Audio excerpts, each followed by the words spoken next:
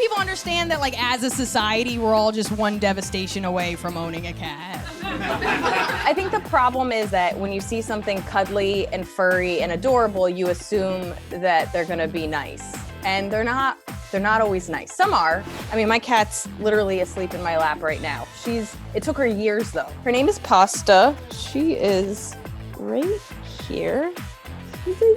She's like not into it. Comedian Liz Miele says cats have a lot to teach us about being human. Sometimes you have to wait it out. And I think intrinsically women know that. Like we're handed, a lump that is men and we kind of are like, I feel like this could be better. And I feel like that's why a lot of women are drawn to cats. You're like, it's almost there. I just feel like with a little bit of love and training, you could be the pet I want you to be. And then sometimes it doesn't work out and you just have this animal that kind of ignores you. And we also learn to adapt. You're like, you know what, I'll feed you. We'll get along. It's almost like it's like a pet that's a divorce from the beginning.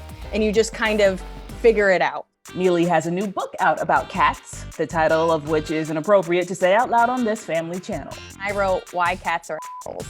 Whenever I hear somebody that says they're not a cat person, my first instinct is to be like, what experience did you have to get you there? Because if you don't have an experience, then you're just basing it off their bad press. And there's tons of bad press. I get that.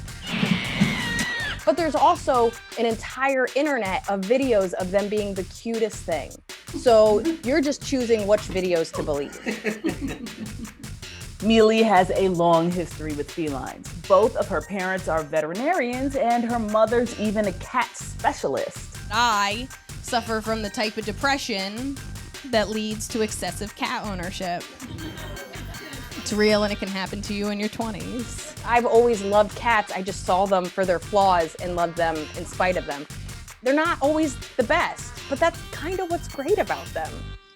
Cats' flaws are part of their charm. Is it exactly the pet you want? Not really, but they're so fun to like put stuff on top of. They don't express themselves. They always look miserable. How funny is that? That's so funny. How can you not be brightened up by the fact that something so cute looks so miserable all the time? They don't love you. I'm sorry, cats are just tiny, adorable terrorists that don't love you. And Miele says spending time with cats in all their imperfect glory has helped her learn how to spend time with people. I have control issues. I have fixing people issues. I have all the issues.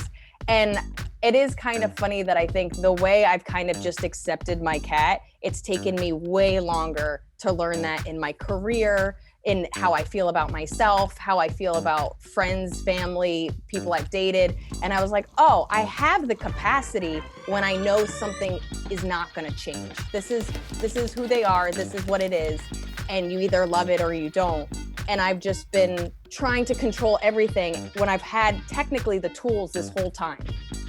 You can use cats as a way of accepting the things you cannot change in your life. And it can be meditative in that way, Like, I don't know, I don't have a boyfriend right now, but a part of me is just like, maybe I'll just tell him not to eat my plants and it might work out better. I don't know. This is Inside Edition Digital.